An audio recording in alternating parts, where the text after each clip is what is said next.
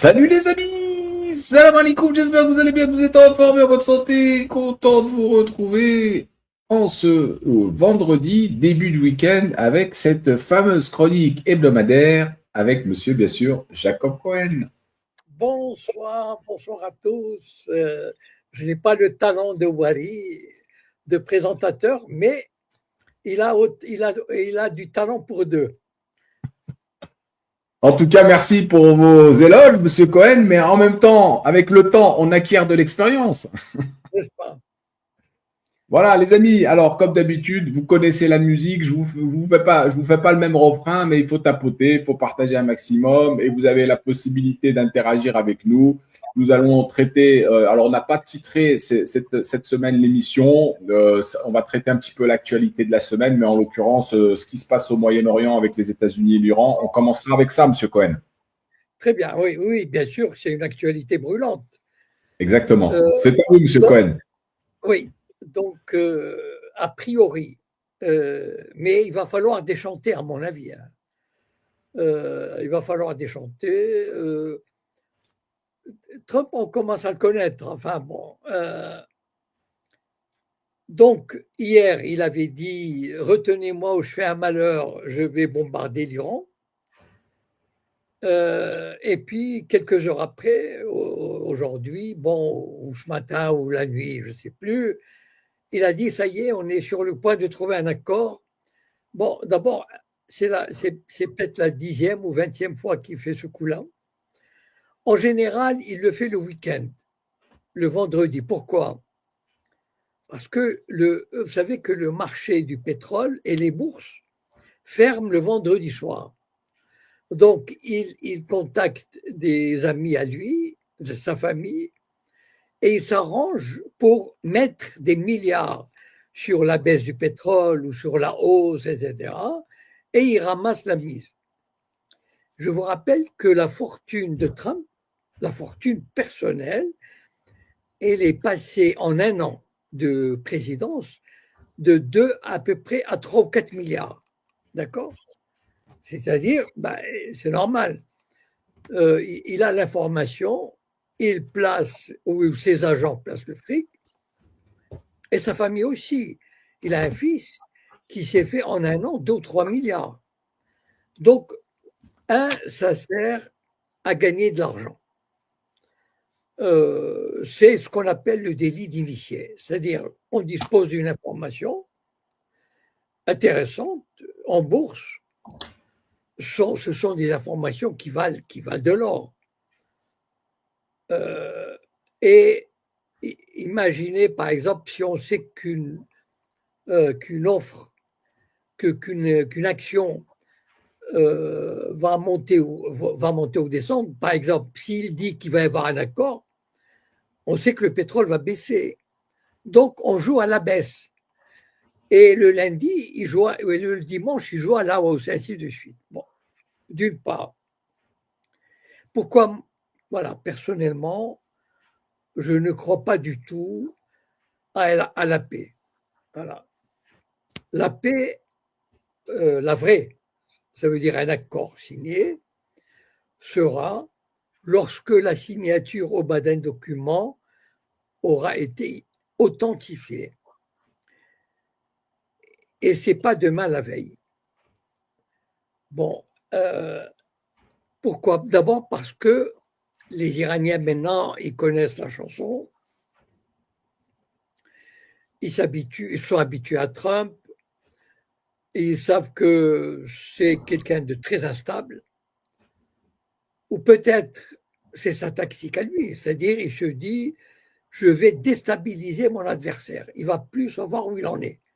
Le matin, je lui dis on va signer un accord, et le soir, je le menace, et ainsi de suite. Ce qui fait que je le déstabilise, et au moment où il s'attend le moins, je le frappe.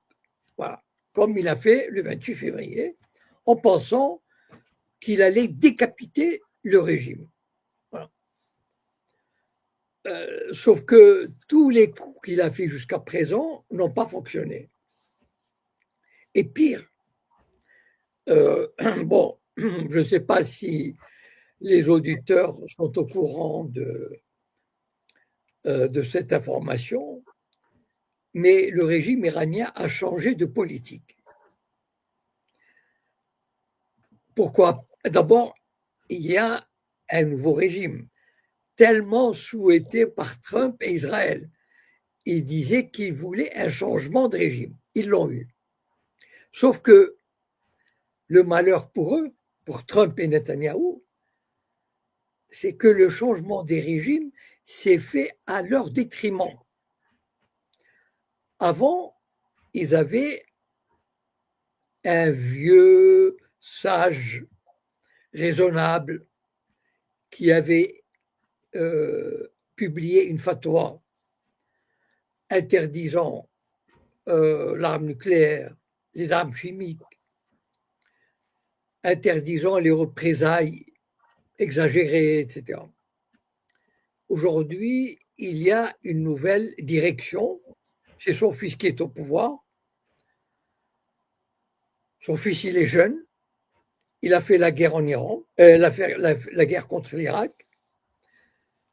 Son père a été assassiné par Netanyahou et Trump.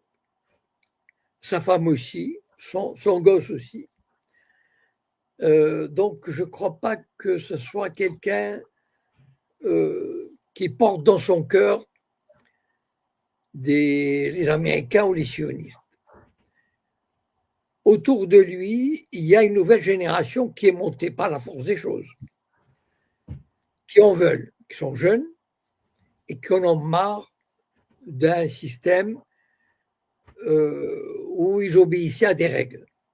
Aujourd'hui, on a assisté, enfin, tous les experts le disent, on a assisté à un changement de la part de la direction iranienne. C'est-à-dire, l'Iran, on l'a vu avec le bombardement en Israël, sur Israël, à cause du Liban, et les représailles sur le Koweït, la Jordanie et un autre pays que j'oublie. Et donc, en fait, tous les experts le disent, américains surtout, ont remarqué une chose, c'est que l'Iran ne se contente plus de répondre. Avant, il était sur la défensive. C'est-à-dire, on détruisait un truc et détruisait un truc équivalent. Il ne prenait jamais l'initiative. Il ne se disait pas, je vais taper avant. Voilà. Parce qu'il se retenait, il avait une vision, disons, raisonnable et juridique. C'est fini cette semaine. L'Iran a changé de tactique. Voilà. Et donc, il a pris l'initiative d'attaquer Israël au cœur même du pays. Et ça, les Américains et les Israéliens, maintenant, en ont pris compte, on tient compte. De même, les représailles contre la Jordanie ont été, en tout cas, au moins 2 à 3 fois supérieures, sinon 4 fois supérieures à ce qu'ils ont subi. Ça veut dire que le message adressé à l'Amérique et à Israël est le suivant. Maintenant, si vous nous attaquez, on va vous répondre 3 ou 4 fois plus. C'est ce que j'ai toujours souhaité, si vous vous souvenez, et que d'ailleurs la Russie, malheureusement, ne fait pas. Voilà. Je pense que la Russie pourrait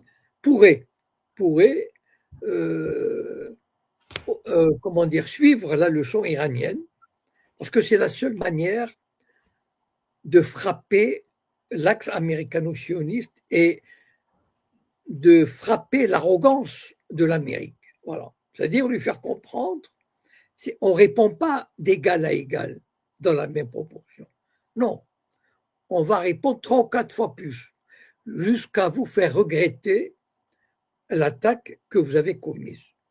Ça, d'une part. Deuxièmement, pourquoi il y a tout ce va-et-vient? Parce que les Iraniens, ils ont compris à qui ils ont affaire. Ils disent aux Américains, OK, vous voulez signer un accord? Très bien. Vous avez 24 milliards de dollars à nous, à eux, aux Iraniens, que les Américains ont saisis. Rendez-nous au moins la moitié d'avance. Voilà.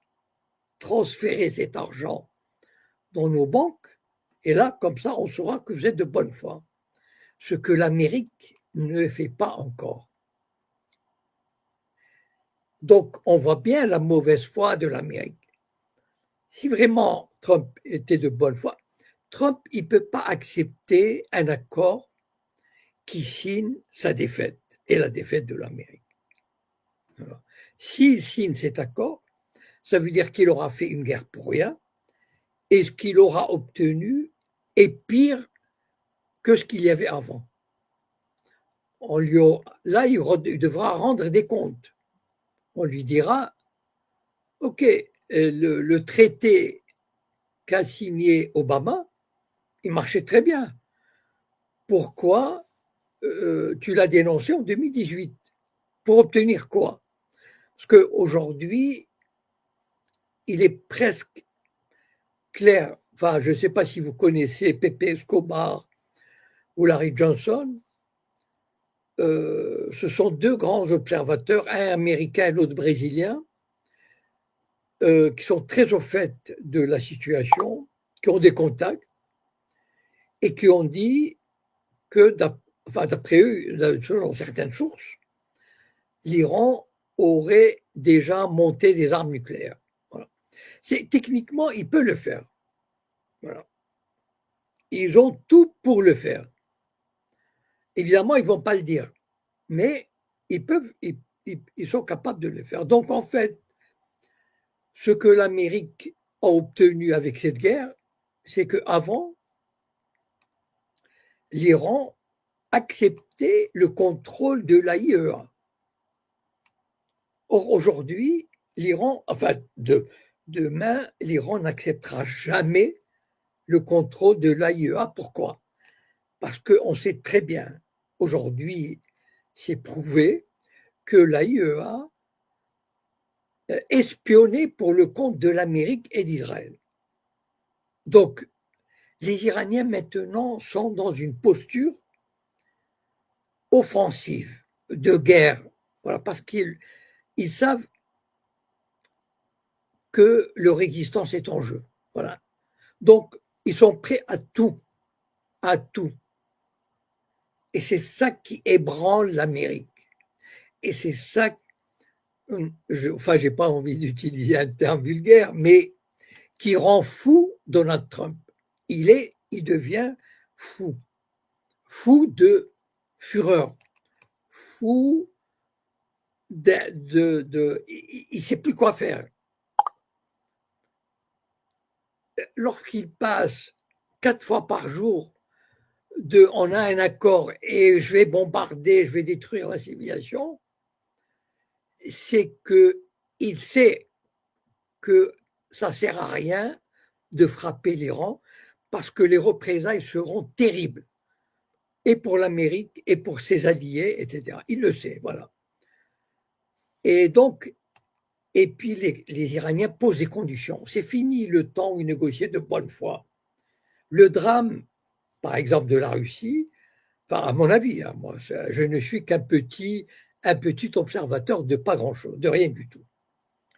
Le drame de la Russie, c'est que ça fait 4 ans qu'ils tentent de négocier de bonne foi avec l'Occident. Or, on ne négocie pas de bonne foi avec l'Occident.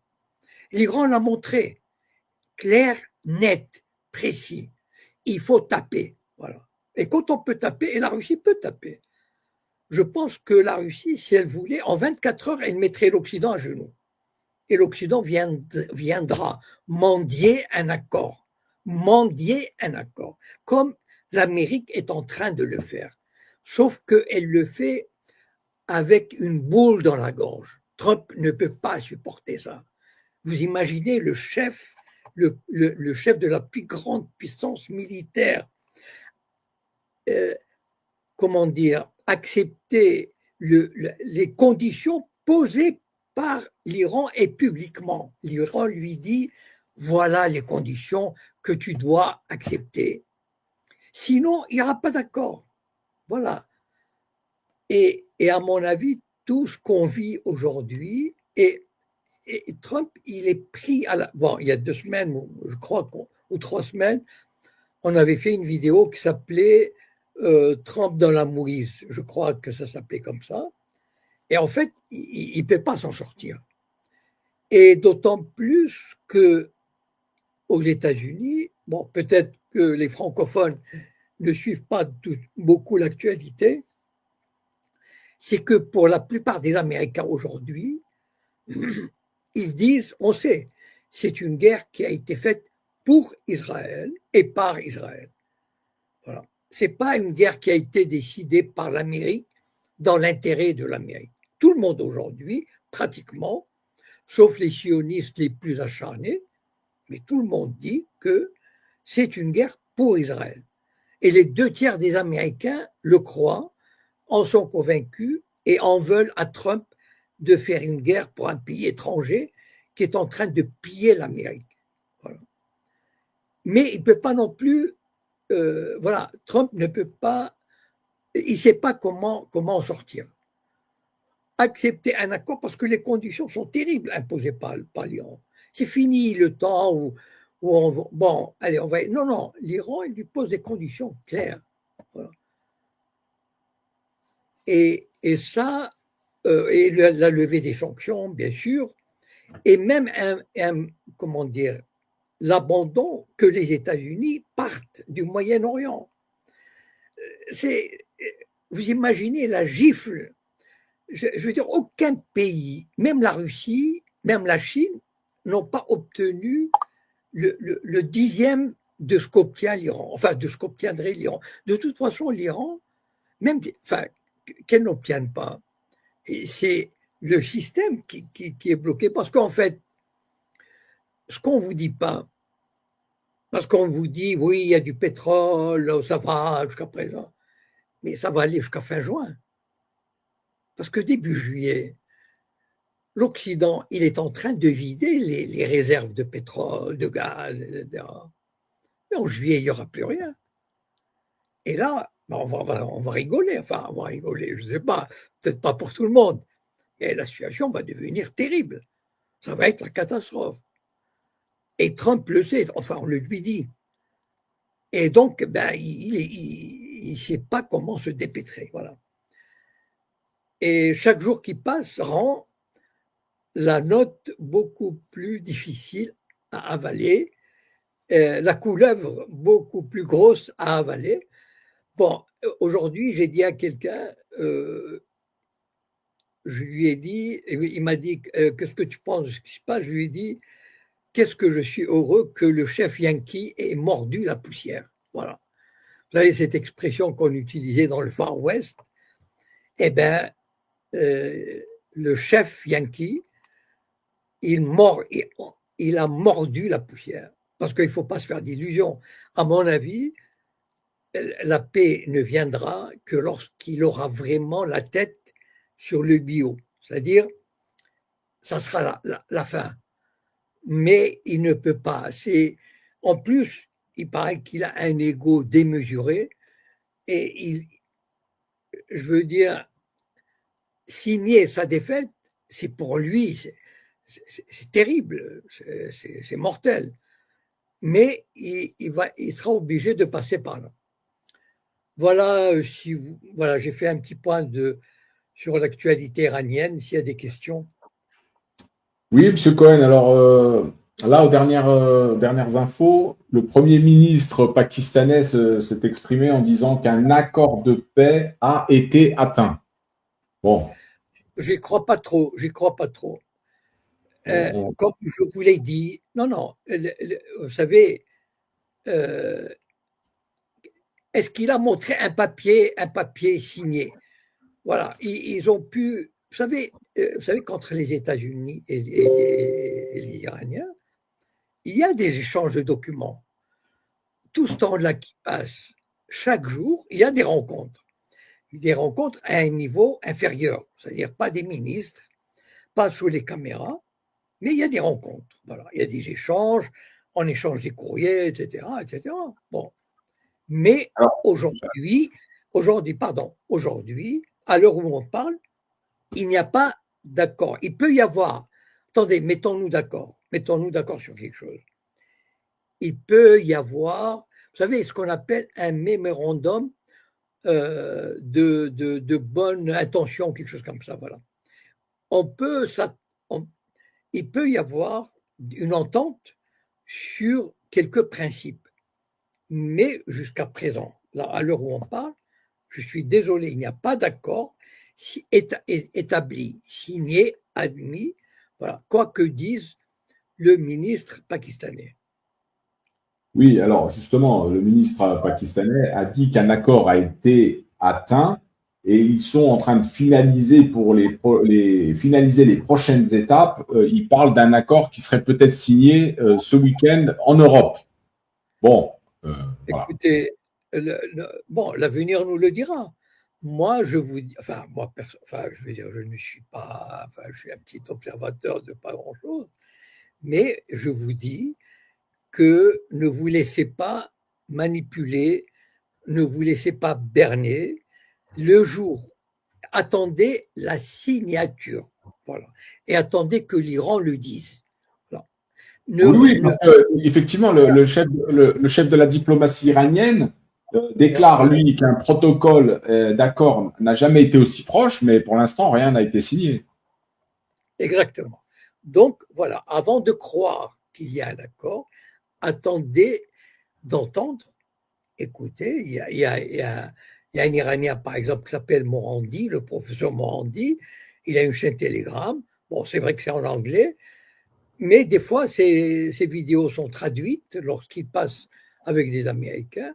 Et lui, c'est quasiment le porte-parole officieux du régime iranien. Voilà. Donc, si vous voulez avoir des informations sur ce que pensent les Iraniens, écoutez plutôt ces sources-là. Voilà. Mais ce qui vient de Trump ou du Pakistan, même un peu du Pakistan, c'est de la propagande. Voilà. Très bien. Alors, il y avait une question là dans le chat. C'est, selon vous, Monsieur Cohen, quel est le point de levier qui pourrait résoudre cette situation, à part, bien sûr, le conflit militaire? Mais les conditions, vous savez, est-ce que vous vous souvenez quand il y a eu, il y a 2 mois à peu près, il y a eu une rencontre à Islamabad, au Pakistan, entre une délégation américaine et une délégation iranienne. La délégation américaine était dirigée par le vice-président Vance. Et la délégation iranienne était dirigée, si mes souvenirs sont bons, par le président du Parlement et le ministre des Affaires étrangères. Bon, ils ne sont pas arrivés à un accord. Et à l'époque, l'Iran a envoyé un document avec 10 points. Il y a 10 points. Voilà. Et l'Iran n'a pas changé. C'est toujours les mêmes points. C'est-à-dire, le détroit d'Ormuz leur appartient, ils en feront ce qu'ils veulent. Enlever les sanctions, rendre l'argent des bloqués, il y a une chose très importante, que s'il y a un cessez-le-feu, que le cessez-le-feu doit englober toutes les parties au conflit, c'est-à-dire et le Hamas et le Hezbollah. L'Iran n'admet pas un cessez-le-feu qui ne couvrirait pas le Liban. Voilà. Donc toutes ces conditions sont toujours sur la table et, ben, il faut que les Américains acceptent. Voilà ce qui manque. Et jusqu'à présent, au risque de me répéter, les Américains, en tout cas Trump, fait semblant de dire que nous sommes sur le point, encore une fois, j'ai expliqué pourquoi il fait ça, mais il n'arrive pas à avaler la pilule. Voilà, elle est trop amère pour lui, et puis il subit trop de pression aussi. C'est-à-dire qu'il y a beaucoup aux États-Unis, notamment le lobby sioniste, le lobby militaire, l'État profond, qui n'accepterait pas, ou qui n'accepteront pas une défaite américaine et ce compromis. Donc il est pris, même Trump, il est pris entre le marteau et l'enclume. Hein. Il peut pas, il n'est pas libre de faire ce qu'il veut. Très bien. Il y avait une autre question dans le chat. Pourquoi l'Europe n'intervient pas pour calmer le jeu? L'Europe n'a pas son mot à dire. Pourquoi? Parce que d'abord, l'Europe est décrédibilisée. C'est-à-dire, l'Europe a perdu tout crédit. D'abord, elle n'a aucun moyen d'exercer quoi que ce soit au niveau militaire ou au niveau économique ou diplomatique. L'Europe n'est rien. Je vous rappelle une chose, l'Iran se méfie beaucoup de l'Europe. L'Europe, pour les Iraniens, l'Europe n'est plus un partenaire fiable. Quand je parle de l'Europe, ça veut dire la France, la Grande-Bretagne et l'Allemagne. Et je vais vous expliquer pourquoi. Vous savez que le traité signé par Obama, qu'on appelle en anglais le JPCOA, bon, c'est un traité signé par l'Iran et l'Amérique, la France, l'Allemagne, la Grande-Bretagne,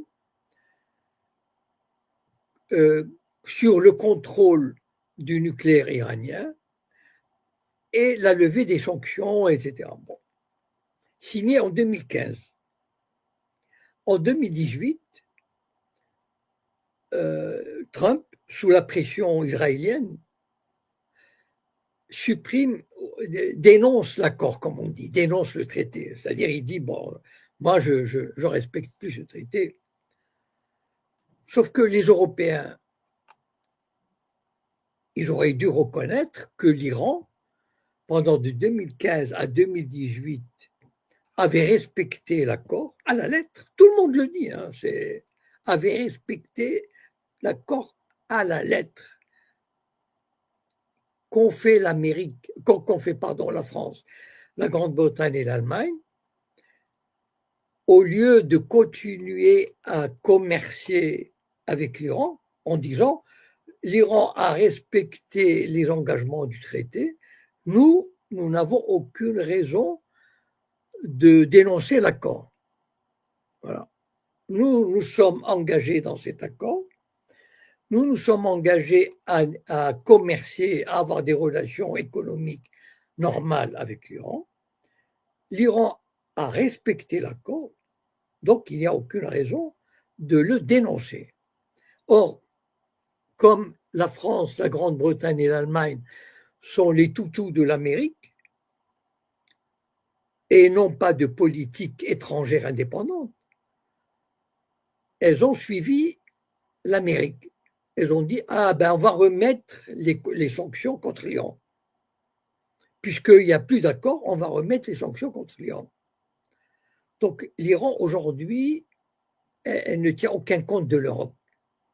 L'Europe, pour l'Iran, c'est d'abord quantité négligeable. Elle pèse rien, l'Europe. Je veux dire, elle peut dire ce qu'elle veut, elle peut gesticuler comme elle veut. Ce sont des pantins qui n'ont plus aucun pouvoir, aucune influence. Ils se débattent. D'abord, ils sont en crise terrible, politique, économique. Et puis, ils n'inspirent plus confiance. Regardez par exemple, la France et l'Allemagne avaient signé, avaient donné des garanties à la Russie pour le respect des accords de Minsk. Or, on s'est rendu compte, Angela Merkel l'a dit publiquement, François Hollande l'a dit publiquement, nous avons signé cet accord pour tromper les Russes, leur faire croire qu'on va respecter la neutralité de l'Ukraine pendant des années, pendant qu'on va l'armer, lui donner des armes, la préparer à la guerre contre la Russie. Donc, la parole de l'Europe ne vaut rien au niveau international. Donc, l'Europe, d'ailleurs, je veux dire, la preuve, c'est qu'on n'entend pas. Enfin, je veux dire, elle essaye de dire mais ça pèse rien du tout. Macron a dit va essayer d'envoyer le porte-avions à côté du théâtre d'opération, mais alors, enfin, je veux dire, peut-être qu'il s'est approché un petit peu et puis il est reparti, enfin, je ne sais pas, enfin bon, c'est pathétique. L'Europe ne pèse plus, enfin, ne pèse plus grand-chose, voilà. Très bien. Alors, on va poser on va passer la parole à DR Spiriluna qui avait une question pour vous, Monsieur Cohen. Ton micro.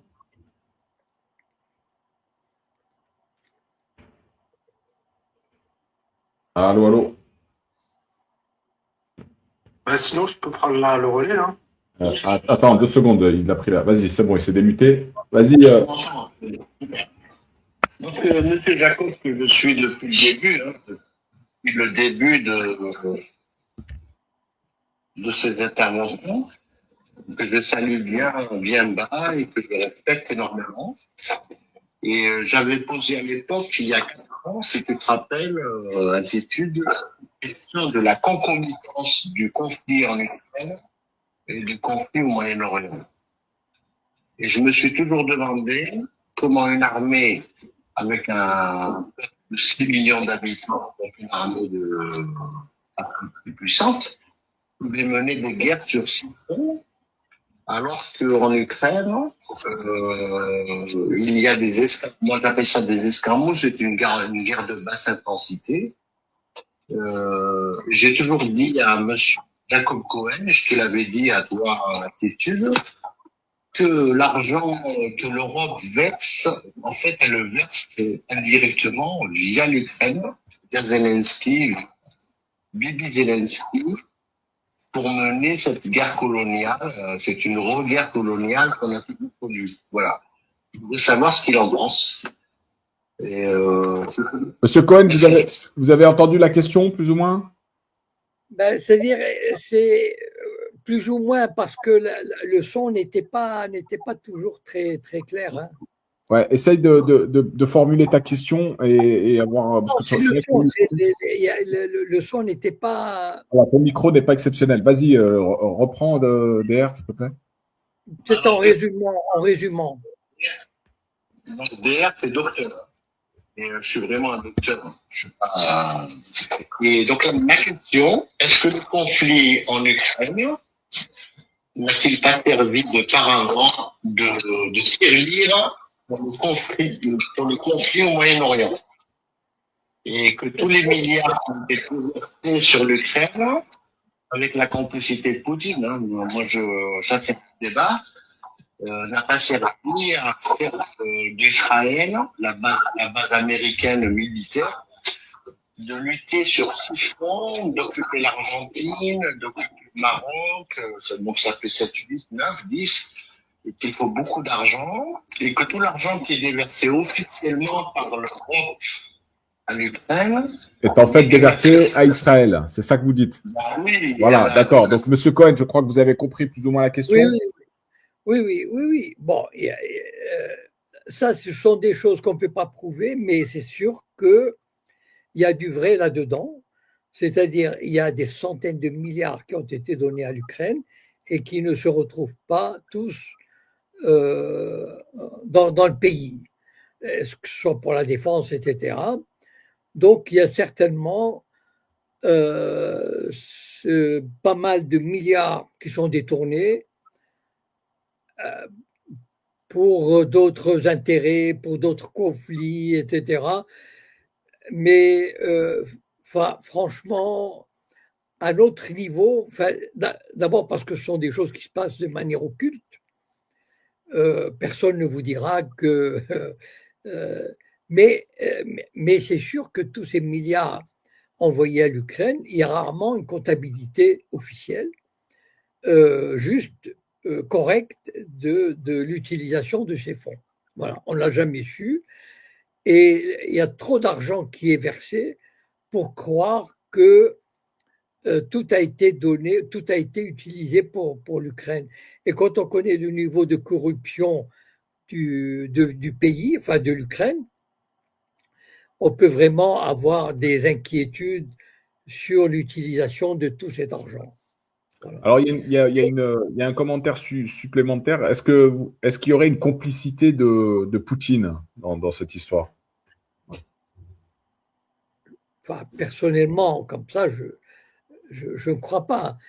Parce que la Russie, enfin,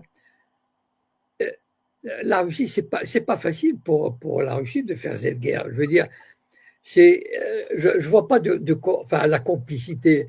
C'est-à-dire, la complicité, ça veut dire une forme d'acceptation pour avoir des avantages. Je vois pas vraiment ce que, vous savez, la Russie, Poutine était prêt.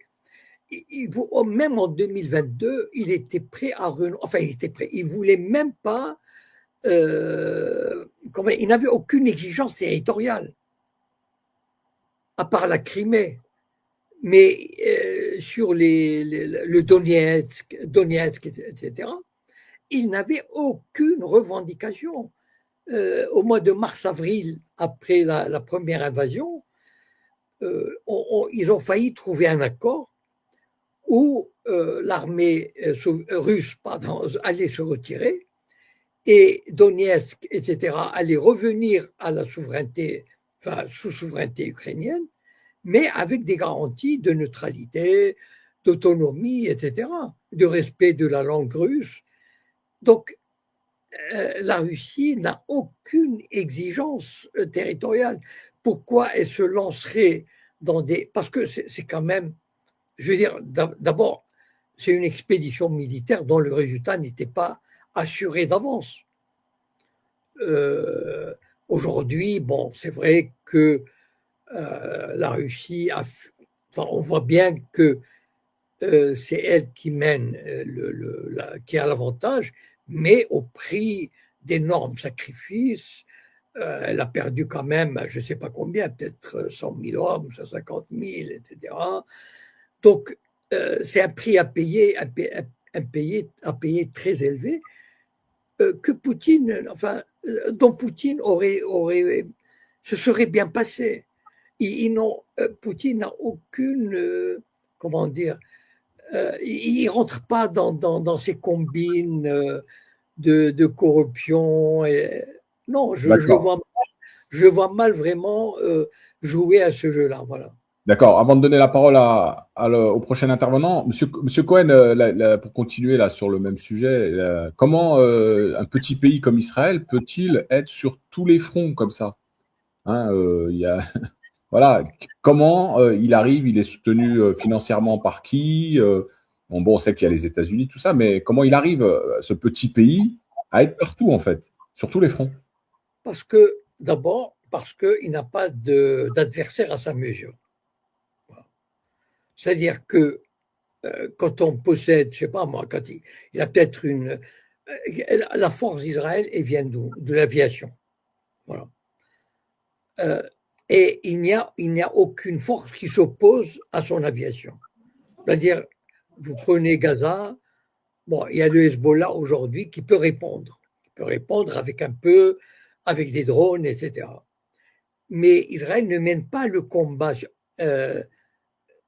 comment dire, à armes égales. Ça veut dire elle n'envoie pas, elle n'a pas envoyé des milliers de soldats à Gaza, des milliers de soldats au Liban, ou des dizaines de milliers pour se battre sur le terrain. Elle envoie des avions qui détruisent tout sur leur passage. C'est ça leur force. Enfin, en tout cas, bon, les forces de destruction, d'annihilation. Voilà. Et donc, et contre ça, il n'y a aucun pays organisé, ni l'Égypte, ni la Jordanie, ni la Syrie, enfin aucun pays qui aurait été capable de contenir les attaques israéliennes. Il n'y a aucun pays. Le Hamas n'a rien, le Hezbollah n'a pas grand-chose, etc. Mais face à l'Iran, on a vu que la puissance israélienne, regardez l'année dernière, au bout de la guerre de 12 jours, Israël a demandé grâce, a supplié l'Amérique de négocier un cessez-le-feu que l'Iran avait généreusement accepté, bêtement accepté. aujourd'hui, l'Iran ne fait plus cette bêtise-là. Donc, face à un ennemi qui possède l'armement équivalent et la détermination, ben, Israël ne pèse pas, ne pèse pas beaucoup. Voilà.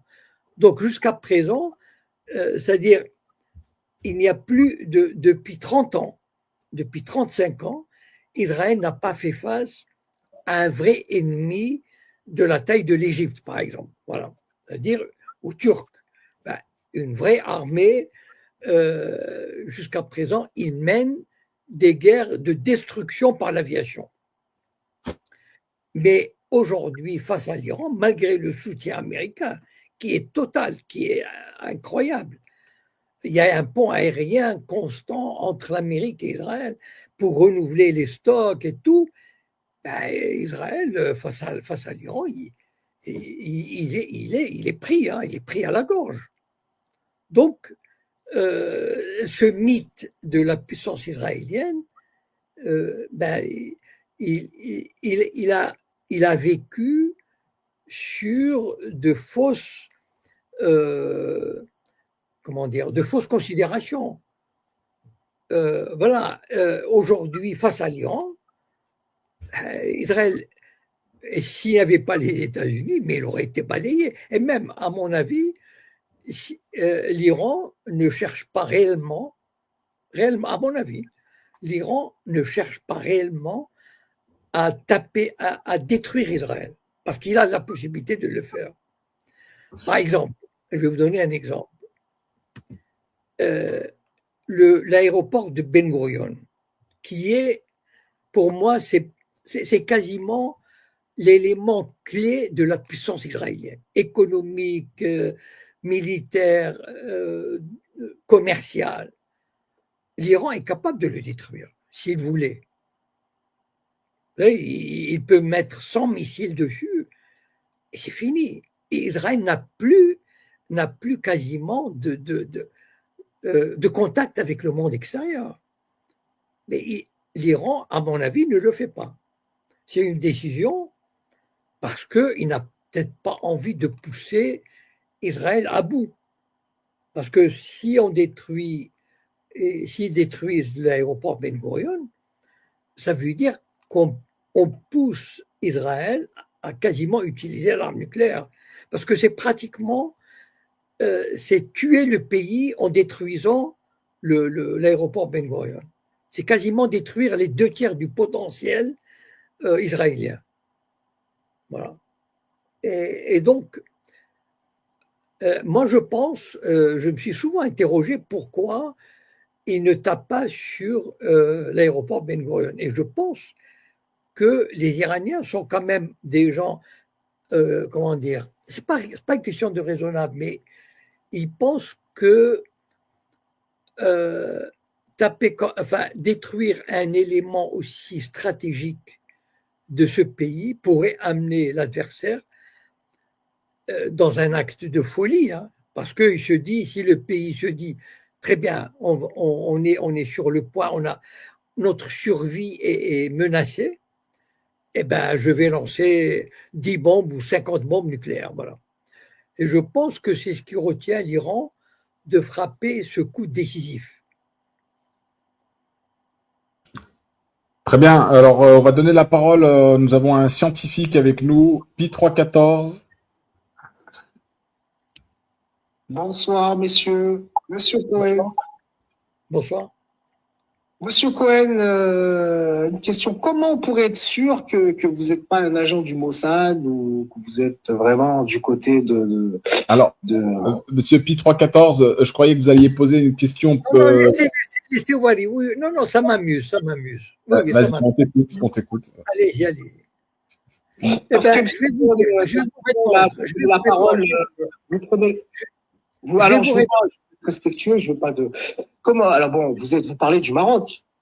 Oui. Bon, vous parlez du Maroc, et il me semble que apparemment vous avez l'air d'être à l'aise et ça n'a pas l'air de vous inquiéter de dire tout ça du Maroc. Alors non, Monsieur Cohen n'est pas au Maroc. Monsieur Cohen est à Paris. Bon, il a dit je comprends. Oui. Très bien. Alors je vais vous répondre. Alors, je vais vous laisser dans l'incertitude. Je suis peut-être un officier du Mossad. Voilà. Et je vous emmerde. OK? Voilà. Faut rester poli, monsieur, à votre âge. Dis donc, faut pas s'emporter comme ça. Je vous emmerde. OK? Moi, Voilà. j'ai Si pas vous de. n'êtes pas, écoutez, si vous n'êtes pas content, si vous n'êtes Monsieur Cohen, gardez Attends, votre attends, calme. attends, laisse-le te répondre, 3-14. Vas-y. Allez-y, monsieur Cohen. J'ai dit ce que j'avais à dire. J'ai dit ce que j'avais à dire. J'ai dit, j'emmerde ce pauvre connard. Voilà. J'en ai assez. Non, mais j'en ai assez de ces pauvres types qui n'ont rien à dire et qui se disent, tiens, je vais essayer quelque chose d'intelligent, de provocateur. Je vais faire le malin. Je vais sortir. Ah oui, Cohen. Oui. Ben oui, bien sûr. Mais peut-être ça fait 20 ans que je suis un officier du Mossad et que je fais le jeu du Mossad. Voilà. Eh ben voilà, tant pis pour vous. Hein. Je vais pas vous le dire quand même, non? Voilà. Non, mais monsieur Cohen, bon, moi, ça m'interpelle quand même votre réaction. Bon, au vu de votre réaction, je commence à avoir. Enfin, j'avais pas de doute. Enfin, je me disais. Au vu de votre réaction et vous réagissez avec les émotions, vous avez complètement perdu la pédale au vu de votre âge et de votre expérience. Donc, je commence à avoir de gros doutes. Ayez des gros doutes. S'il vous plaît, gardez vos doutes. Surtout, ne les abandonnez pas. Je me méfie de tout le monde, hein. Même l'autre me reçoit. Ayez de gros doutes. Ayez de gros doutes. D'accord? Bon. Bon, écoutez, Voilà, donc merci Monsieur Pi 314, vous avez posé votre question, Monsieur Cohen vous a répondu, continuez à avoir des doutes et voilà, hein, grand bien vous fasse. Et puis si vous avez des doutes sur moi aussi, je fais aussi partie peut-être de ces agents du Mossad ou des Sayanim comme les a appelés Monsieur Cohen. Voilà. Alors, est-ce que nous avons un autre intervenant qui voudrait peut-être poser une question? Alors, il y a un personnage peut-être qui voudrait poser une question. Il est là, on va lui donner la parole. Hop.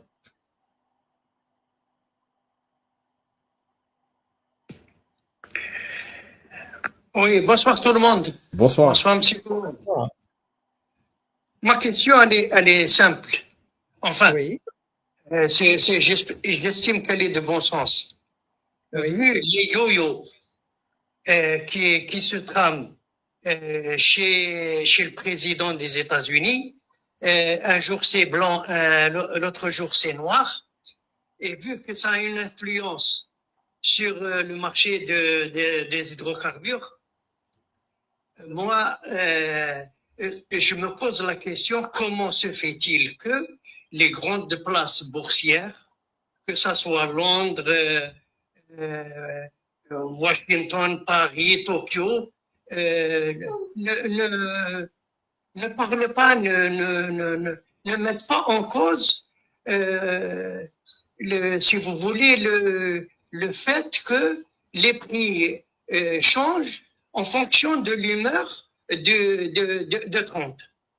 Alors, merci. J'ai pas fini. Oui. Et ce sont des pays qui possèdent un armement vigoureux concernant la marche des bourses.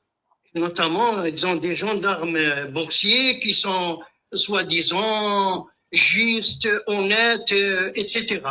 Voilà, la question, elle est pourquoi aucun État ne réagit pour toucher du doigt ce problème qui est créé par le président des États-Unis. C'est aussi simple que ça. Voilà. Très bien. Écoutez,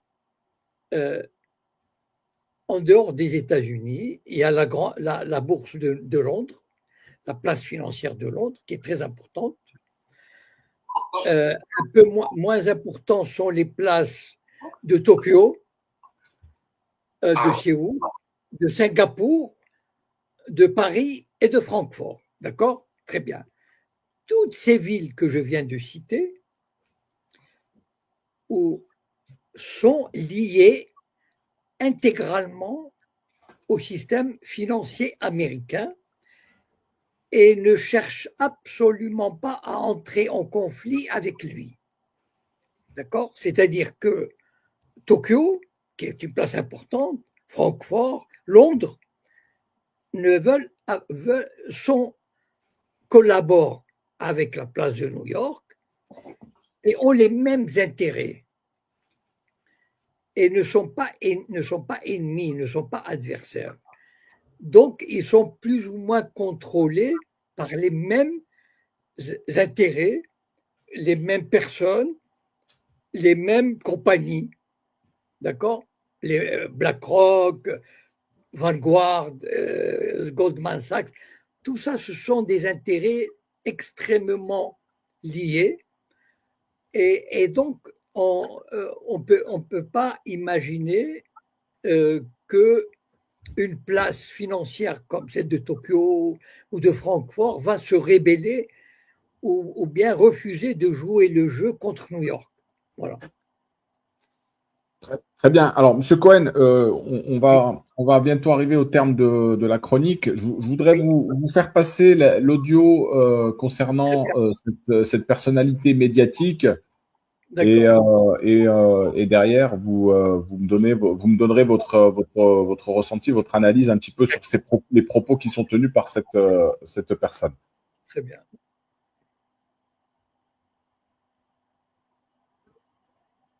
Les grands rabbins sont enterrés en Algérie. Donc il y a des pèlerinages à faire pour les juifs en Algérie. Et c'est dommage que l'extrême droite manipule à ce point-là la communauté juive en désignant un ennemi. L'Algérie, c'est un grand pays, c'est magnifique. Moi, je l'ai parcouru. J'adore mon pays, c'est une mentalité d'accueil, de bienveillance. Ils sont heureux de nous accueillir. Voilà. Et je tiens à dire que forte de mon histoire, de l'histoire de mon père, de ma grand-mère, de mon grand-père, de mes oncles et mes tantes, à qui je voudrais rendre hommage aujourd'hui aussi. Parce qu'il y en a qui ont vécu la torture et la barbarie. Hein. Mon père, il est né en 60. Donc, il a son âge. Les ravages de la guerre d'Algérie, on en parle peu.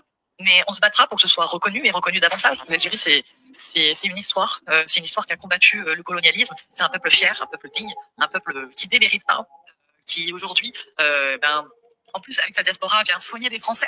Faut le souligner quand même. Moi, je peux pas oublier ce que ma famille m'a raconté. Je peux pas. J'oublierai jamais ce que ma grand-mère m'a dit.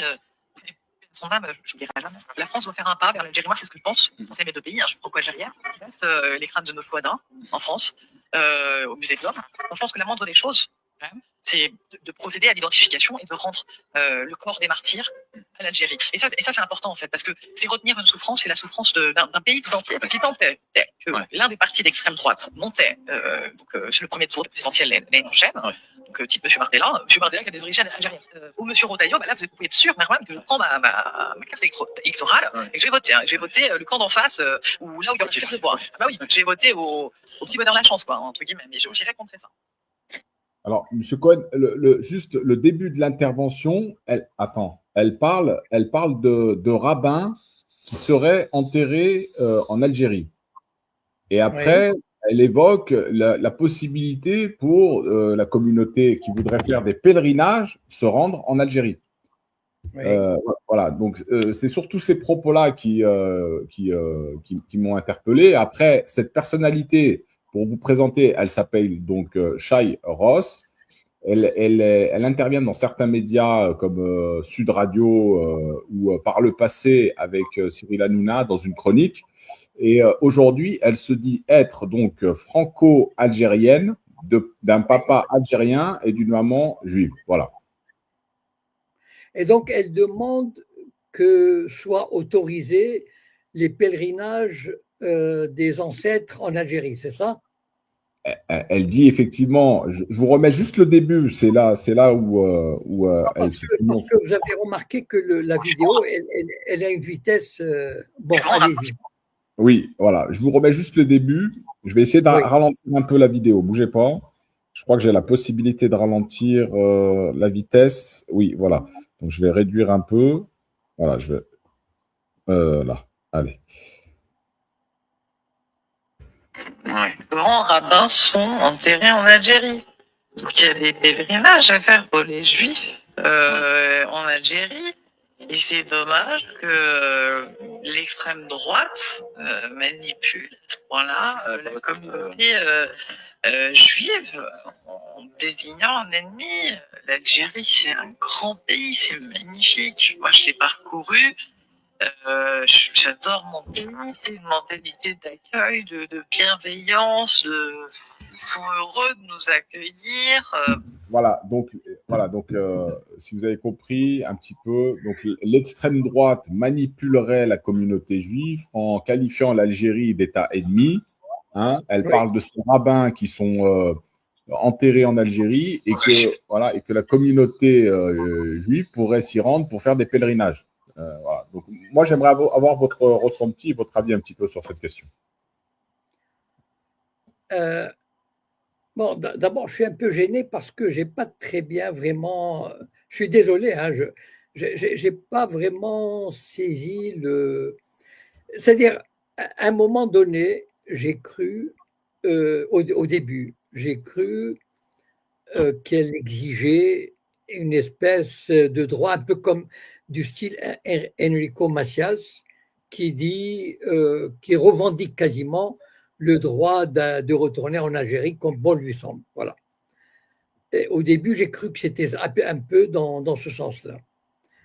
Après, une fois qu'elle est passée au ralenti, j'avais l'impression qu'elle était plutôt fâchée que l'extrême droite empêche par son action les juifs d'origine algérienne, enfin, qui ont vécu en Algérie et qui ont des attaches en Algérie, de retourner là-bas et de faire des pèlerinages. Alors, je ne sais pas quelle est la version la plus proche de la réalité. Si c'est la deuxième, parce que en fait, ce que je veux dire en gros, c'est que il faut se méfier des sionistes. C'est-à-dire, souvent, ils avancent masqués. C'est-à-dire, ils disent, moi, la première réaction que j'ai, pourquoi le gouvernement algérien refuserait ou refuse carrément, par exemple, à Enrico Macias, de retourner en Algérie et de faire ce qu'il a envie de faire. Parce que le gouvernement algérien, il sait très bien, et c'est une vérité d'ailleurs, que les mouvements sionistes où ils avancent masqués, c'est-à-dire ils font des revendications tout à fait louables. Ils disent, voilà, regardez, nous sommes des gens simples, nous avons des rabbins en Algérie, nous voulons aller pèleriner, il faudrait nous laisser. Voilà. Bon. Or, en fait, moi, je pense, enfin, je suis convaincu que s'il y a un peu de vrai là-dedans, il y a beaucoup de manipulation. C'est-à-dire, derrière cette revendication a priori légitime, a priori recevable, a priori honnête, se cache un désir, une volonté de force occulte derrière qui pousse ces juifs à revendiquer ce droit, de manière à ouvrir le pays de force à des gens qui peuvent, parce que comment différencier un juif qui va sur pèleriner à un agent du Mossad, quelqu'un qui est formé, par exemple comme moi, un agent du Mossad comme moi, qui irait fouiner. Non, bien sûr, Monsieur Cohen. Voilà, il faut éviter de dire que vous êtes un agent du Mossad, les gens vont y finir par y croire. C'est pas grave, c'est pas grave. Oh, ça va faire remonter mon standing. Donc, comment éviter, parce que bon, un agent du Mossad, c'est pas James Bond, c'est pas nécessairement James Bond, ça peut être un type de 50 ans qui a l'air d'un cordonnier ou d'un tailleur, hein, vous savez. Donc, il peut très bien demander à aller pèleriner et puis faire son boulot. Imaginez qu'on envoie 1000 personnes pèleriner. Et sur ces 1000, il y a 100 qui ont des buts particuliers. Vous savez, par exemple, au Liban, j'ai appris, enfin il y a longtemps, comment le Mossad procède, les services secrets entre autres. Il demandait à des Libanais, il leur offrait un truc, vous savez, quand on va faire un camping, quand on sort pour le camping, on prend un truc de l'eau pour faire de l'eau fraîche. Et dans le couvercle, il y a un truc, un procédé électronique qui permet de donner des informations autour de la zone où où on a laissé ce truc de l'eau. Donc, imaginez, voilà, par exemple, des agents du Mossad, ils font genre pique-nique, et puis après, ils laissent des objets capables d'écouter des voix, capables d'envoyer des ondes. Donc, les autorités algériennes, elles connaissent tout ça. Elles se disent, elles savent pourquoi elles sont si hermétiques à cette demande. Parce que cette demande, elle sait d'où ça vient. Voilà. Il y a certainement des juifs de bonne foi. Bon, en général, pendant 30 ans, 40 ans, ces juifs ne sont pas exprimés. Et curieusement, depuis 10 ou 20 ans, il y a une envie de pas mal de juifs de reprendre contact. Bon, et le régime algérien, il est méfiant, à juste titre. Moi, je comprends tout à fait. Il est méfiant à juste titre parce qu'il sait que s'il y a quelques juifs qui sont de bonne foi, il y a beaucoup qui ont de mauvaises intentions.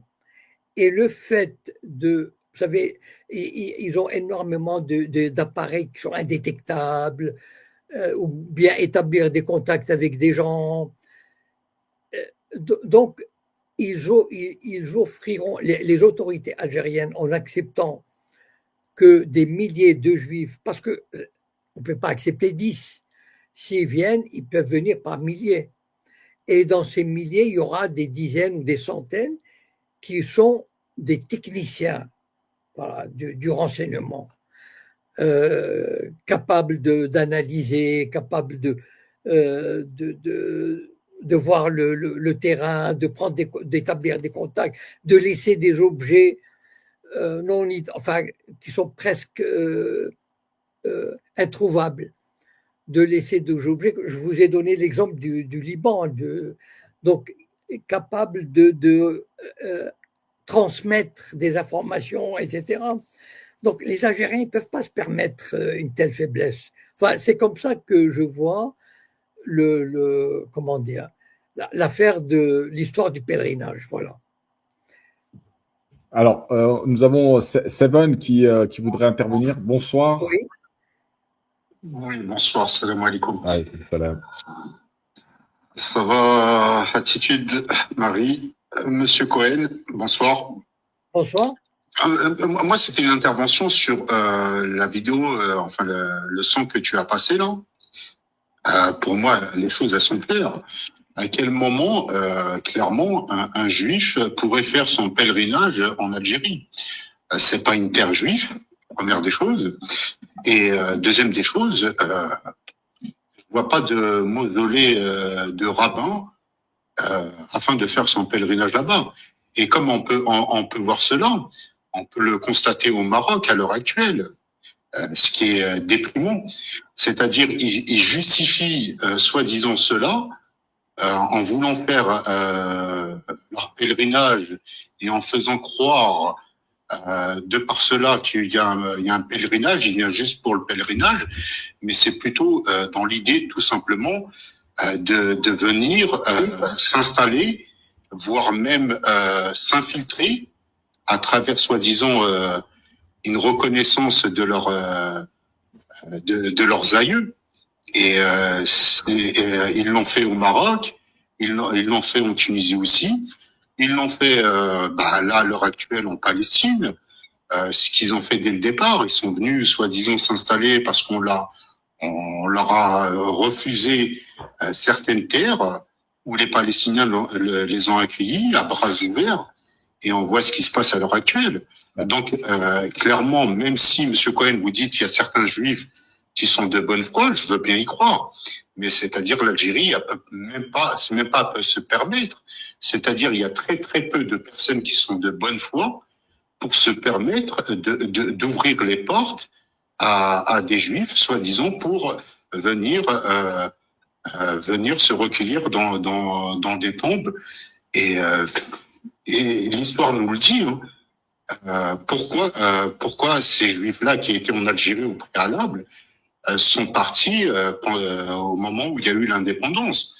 Donc, si vraiment ils tenaient à leurs aïeux et ils tenaient, soi-disant, à des rabbins qui se seront fait enterrer là-bas. Essaye de chuter, s'il te plaît. Ouais, je chute en une fraction de seconde là. Donc, pourquoi là, la question, quelques décennies plus tard, elle se pose. Elle devrait même pas se poser. Voilà, c'est tout simplement.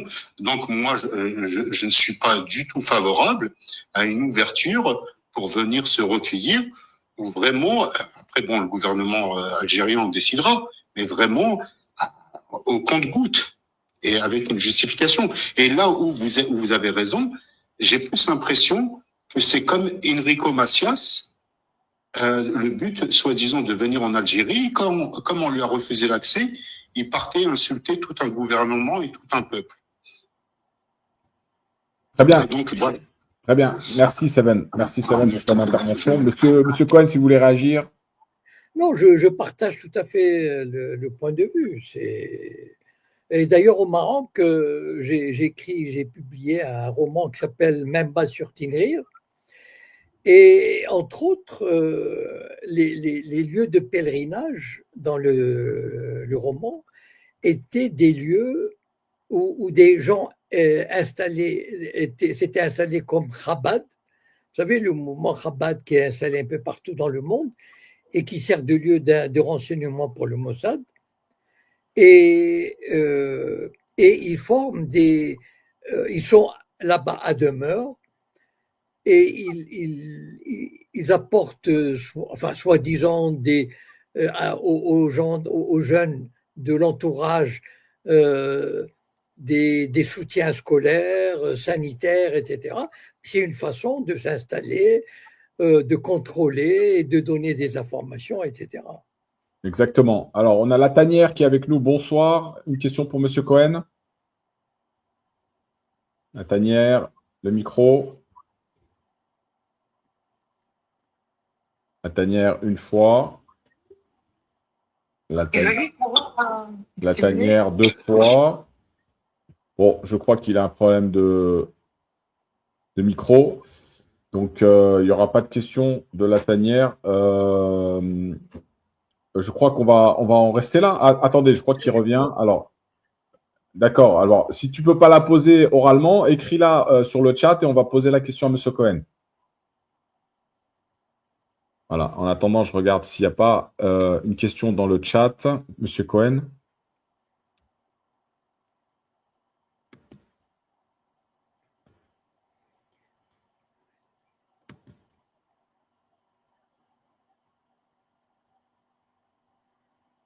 Alors. Bon. Pour l'instant, toujours pas de questions. Ça vient pas. Bon, bah, je crois qu'on va en rester là. Est-ce que vous avez une autre question? Ou Marie, peut-être, tu n'as pas intervenu. Est-ce que tu voulais poser une question à M. Cohen pour conclure? Non. Non, là, ça va. J'ai pas de question. Bon. Très bien. Eh ben, on en restera là pour cette chronique, les amis.